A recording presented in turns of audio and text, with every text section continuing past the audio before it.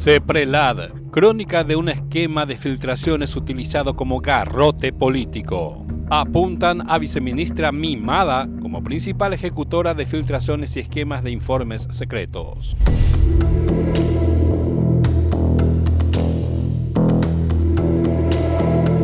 El equipo de la Caja Negra tuvo acceso exclusivo a documentos oficiales de la Secretaría de Prevención del Lavado de Dinero CEPRELAD, que delatan el esquema de filtraciones de informes de inteligencia con fines políticos. El esquema montado confirma el uso de la institución como garrote político durante el gobierno de Mario Abdo Benítez. Los múltiples episodios de filtraciones que significaron incluso alertas a nivel internacional a raíz de las observaciones plasmadas por el equipo evaluador de Gafilat en su informe, comenzaron a registrarse desde el mes de enero del 2022. Estos episodios quedaron oficialmente inaugurados con la denuncia realizada por Arnaldo Yucio ante la CEPRELAD y el Congreso a partir de datos e informaciones a las que nunca hubiera podido tener acceso de no ser por la asistencia que recibió previamente de algunos funcionarios de la CEPRELAD dedicados a la elaboración de informes secretos que contenían datos expuestos de manera tendenciosa con la exclusiva finalidad de que sean filtrados en el marco de una guerra política. La denuncia presentada por Yucio habría sido elaborada por un equipo de funcionarios leales a la viceministra de la CEPRELAD, Carmen Pereira, bajo cuyas órdenes directas operaban. Estos funcionarios se habrían aprovechado de los datos a los que tenían acceso por las funciones que desempeñaban en la unidad de inteligencia financiera. El 27 de enero del 2020, Yucio presentaba su denuncia contra Horacio Cartes ante la CEPRELAD, una paradójica operación donde la propia CEPRELAD asesoró y proveyó los detalles de la denuncia que luego esa misma institución recibió, autoasignándose lo necesario para justificar investigaciones contra opositores políticos.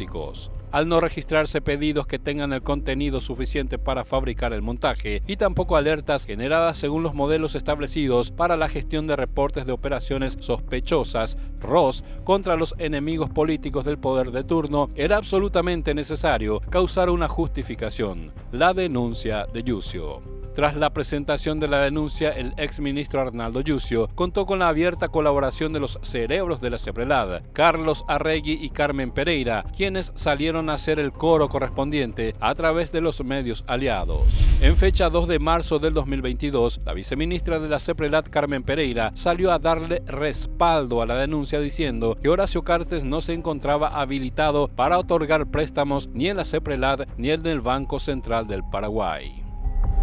¿Quién operaba el esquema de filtraciones y elaboración de informes secretos?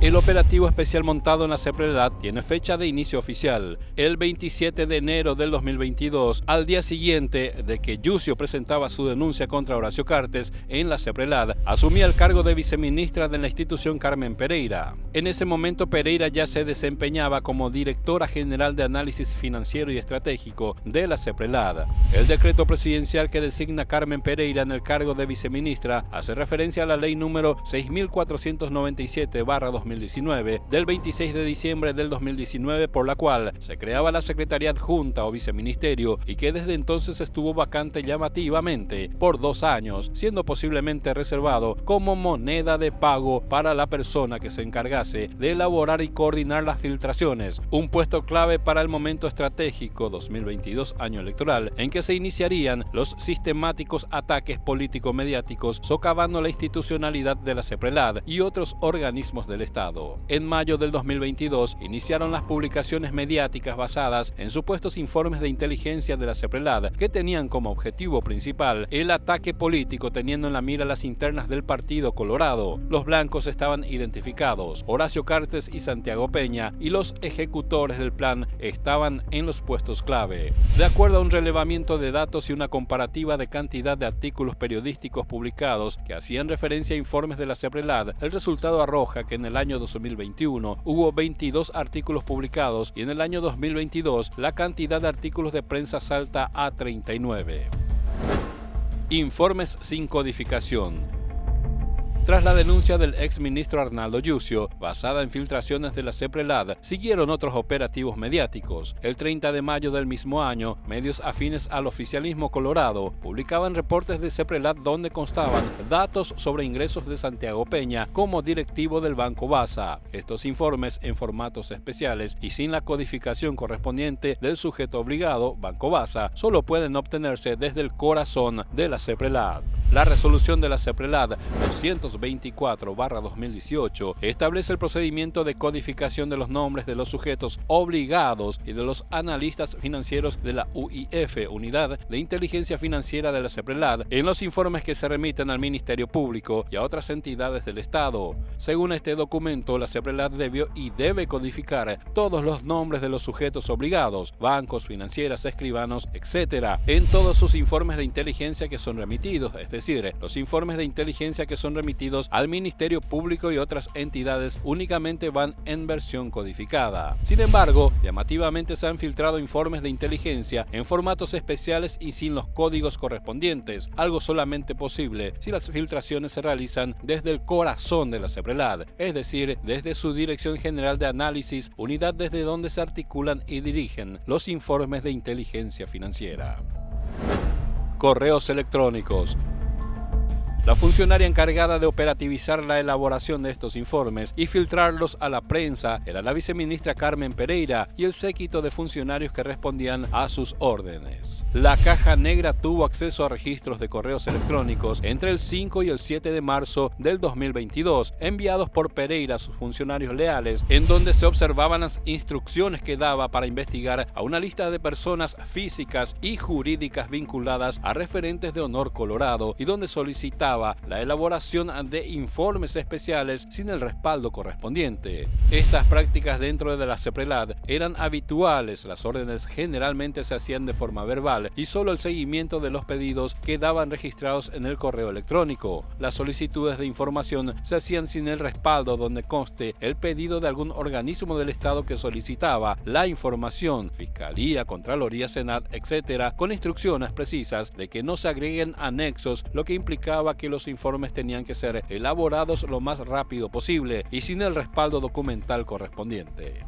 Este tipo de órdenes revelaba que los pedidos de investigación no respondían a ningún pedido oficial, sino simplemente a las órdenes de arriba, y además, con ese formato sin respaldo se garantizaba no dejar rastros. Entre otros correos electrónicos de marzo del 2022, remitido por la viceministra Carmen Pereira, se observa cómo dirigía una investigación y solicitaba incluir a una persona que aparecía vinculada al senador Érico Galeano. En este correo se revela el criterio que utilizaba Pereira para incluir a más personas en su lista de investigados. El operador político. Con esta simple acotación, Pereira ordenaba la inclusión de una persona en la lista de investigados. El modus operandi era el mismo, sin respaldo de solicitud, en el marco de una investigación ligada a referentes de Honor Colorado y con el simple argumento de su condición de político, méritos suficientes acorde a su criterio para ser objetos de una investigación por parte de la CEPRELAD. Estas acciones contravienen directamente los manuales de procedimiento de la CEPRELAD, que estipulan los requerimientos necesarios para iniciar una investigación por parte de la Unidad de Inteligencia Financiera. Este manual, aprobado en el año 2021, establece que los organismos o entidades del Estado que dirijan pedidos de informe a la UIF CEPRELAD, Unidad de Inteligencia Financiera, deberán estar debidamente rubricados por la máxima autoridad de la institución o el agente fiscal asignado a la causa. Además, todos los datos que respalden el pedido, así como los motivos por los cuales se sustenta el requerimiento.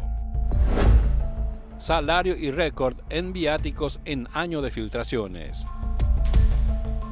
De acuerdo a los datos publicados en la página web del Ministerio de Hacienda, los ingresos en concepto de viáticos y bonificaciones de la viceministra Carmen Pereira crecieron exponencialmente desde que asumió el cargo de viceministra en enero del 2022. Coincidentemente, es el año en que comenzaron las filtraciones de informes de inteligencia y las investigaciones dirigidas desde las unidades manejadas por la misma en la CEPRELAD.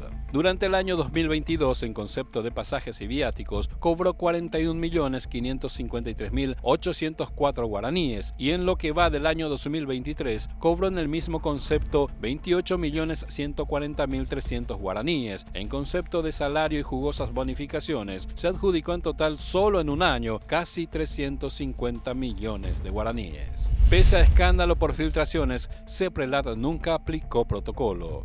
La viceministra de CEPRELAD y otrora directora general de análisis, Carmen Pereira, había aprobado en el año 2021 el protocolo de difusión de informes de inteligencia, del cual se desprende que la CEPRELAD debió abrir dentro de las 48 horas de las filtraciones el procedimiento establecido para casos de difusión indebida de información. Pese a los múltiples episodios de filtraciones registrados desde enero del 2022 y a la recomendación de la evaluación de Gafilad, este protocolo nunca se aplicó. Todas las filtraciones y los funcionarios responsables quedaron impunes. La propia viceministra Carmen Pereira elaboró un informe confidencial de fecha 18 de febrero del 2022 con una lista de causas de carácter secreto que habían sido remitidas al Ministerio Público y que fue filtrado al diario ABC Color para presionar y tergiversar versiones contra la Fiscalía General.